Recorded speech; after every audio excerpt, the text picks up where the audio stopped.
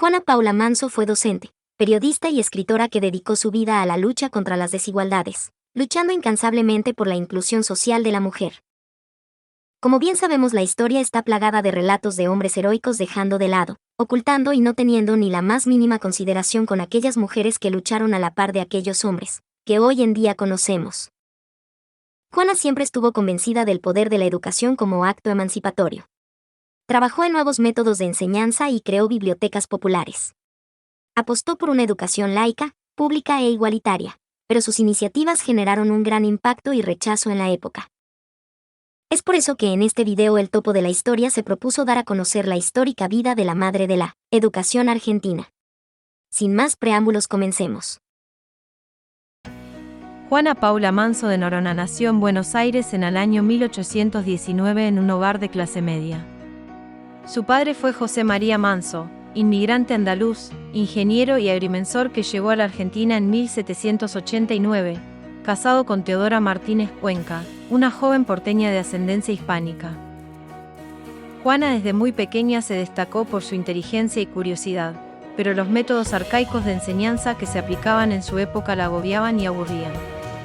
Además, a pesar de que dominaba la lectura a la perfección, sacaba malas notas por no saber de memoria el alfabeto. Dadas estas condiciones, a su muy corta edad, comenzó a estudiar por su cuenta, se interesó por aprender lenguas extranjeras y música, convirtiéndose en una formidable autodidacta. Su formación se dio en un ambiente familiar partidario de las ideas de Mayo. Su padre participó de las batallas por la Revolución de 1810 y luego fue partícipe del gobierno unitario de Bernardino Rivadavia. Esta militancia y simpatía con Rivadavia les trajo muchos problemas a futuro y en 1839 Juana, con 20 años, junto a su familia se vieron obligados a emigrar, primero a la ciudad brasileña de Río de Janeiro y posteriormente a Montevideo, Uruguay, a causa de las persecuciones que su familia estaba recibiendo durante el gobierno de Juan Manuel de Rosas, por manifestar su oposición al mismo, y por apoyar públicamente la generación del 37. Cuando Manuel Oribe sitió Montevideo en 1842, toda la familia Manso tuvo que exiliarse nuevamente, esta vez en Brasil.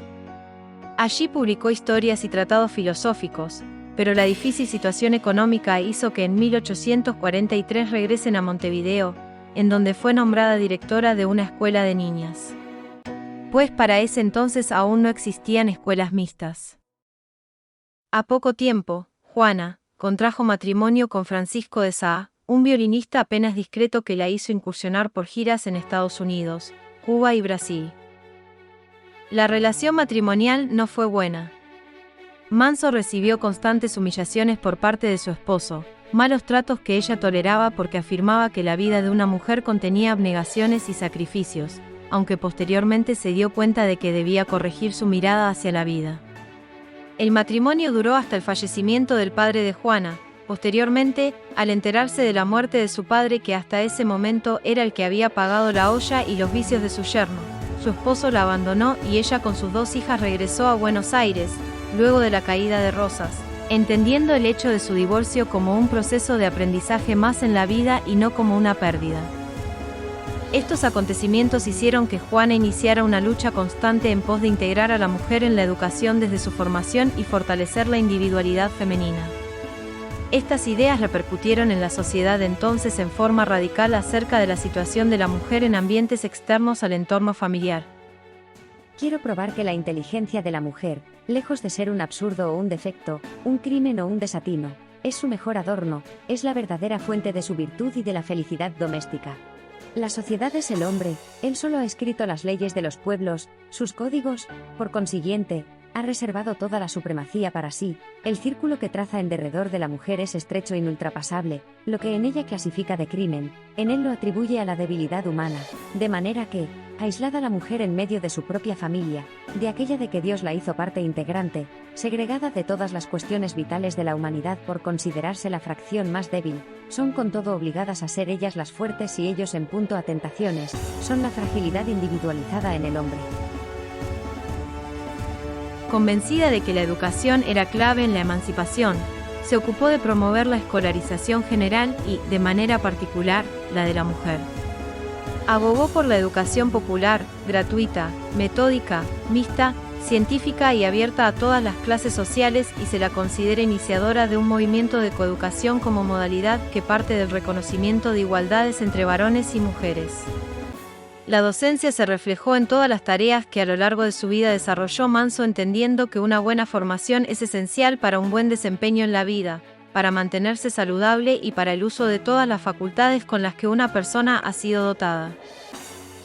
Además, en sus trabajos Manso hizo hincapié para conseguir una mayoría femenina en los cargos docentes, y alentó a la capacitación continua de los enseñantes mediante reuniones y cursos. En 1859 el escritor José Mármol la presenta a Domingo Faustino Sarmiento, por entonces jefe del Departamento de Escuelas, quien la promovería a directora de la Escuela Normal Mixta número 1, en el barrio de Montserrat.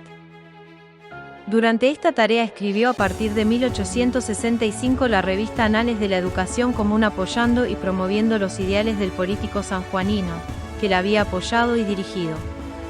En estos documentos promovió el proceso de enseñanza con base en la reflexión y la observación, respetando las necesidades y niveles madurativos del educando.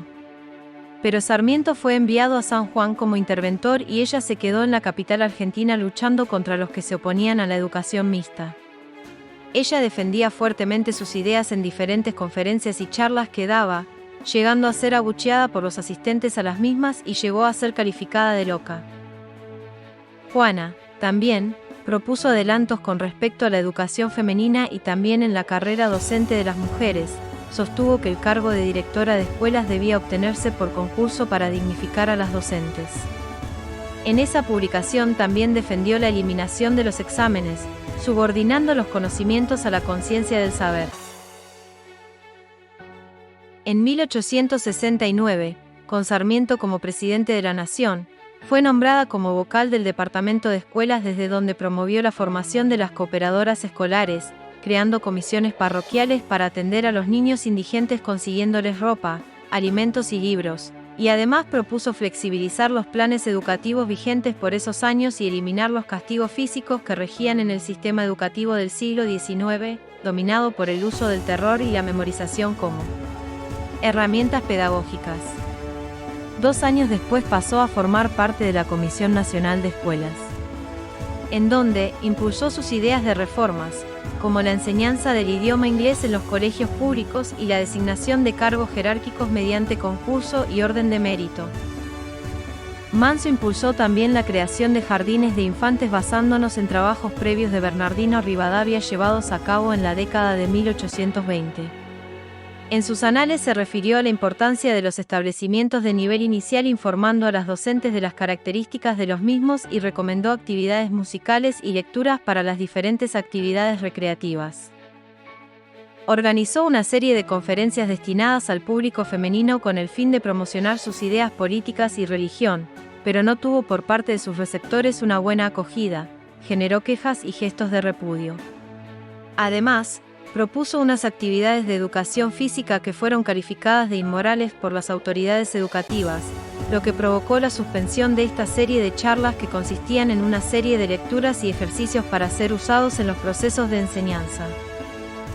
A lo largo de su carrera, Manso defendió los derechos de los niños procurando eliminar los castigos físicos que eran utilizados como herramienta pedagógica en ese entonces. Además, promovió la utilización de métodos modernos en la enseñanza en reemplazo de los que consideraba arcaicos, y aconseja la interacción entre profesores y alumnos en las aulas que permita el ejercicio del pensamiento. Reclamó que los castigos sean solamente morales y que los educadores debían tener la capacidad de hacerse querer por sus educandos, ya que con la amistad podrá dirigir corazones con sinceridad, y concluyó que el amor y el respeto que un educador puede llegar a inspirar es la más bella propiedad en la tarea de un profesional de la educación.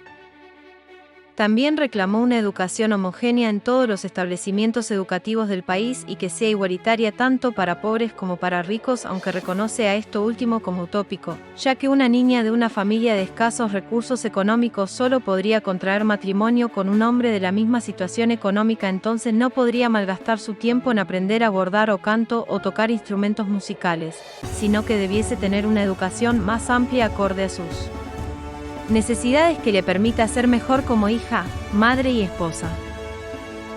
Juana también se ocupó de la calidad de vida de los niños escolarizados.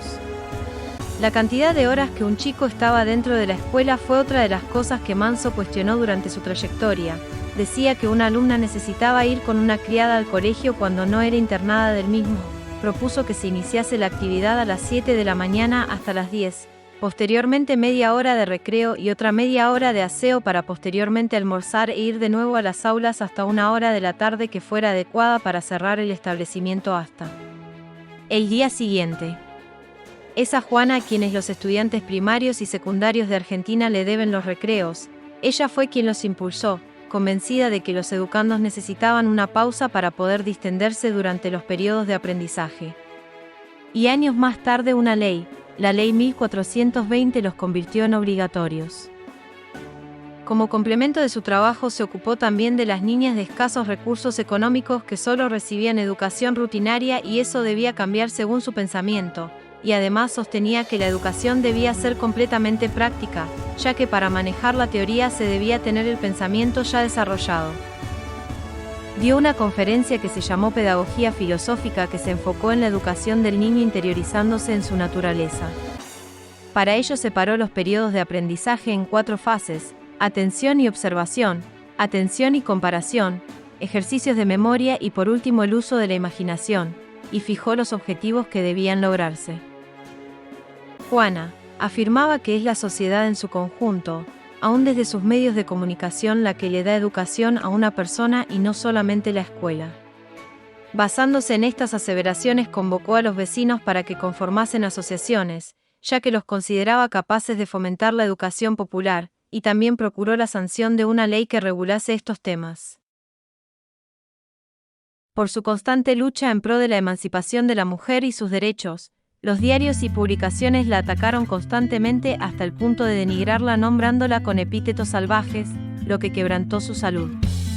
Además, la encolerizó que los anales se dejaran de imprimir por 5 meses. Finalmente falleció el 24 de abril de 1875 a los 55 años, enferma de hidropesía.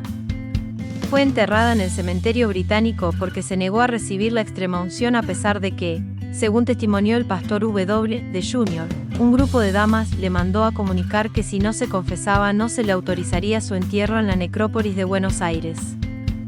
Sus amigos vieron en esta última voluntad una muestra de su coherencia entre sus pensamientos y su modo de vivir y morir. Recién en 1915, sus restos fueron trasladados al Panteón de Maestros del Cementerio de la Chacarita de Buenos Aires, 18, en donde a partir de ese momento descansan. La poetisa Juana Manuela Gorriti despidió sus restos y en su oratoria clamó: Juana Manso, gloria de la educación, sin ella nosotros seríamos sumisas, analfabetas, postergadas, desairadas. Ella es el ejemplo, la virtud y el honor que ensalza la valentía de la mujer. Ella es, sin duda, una mujer.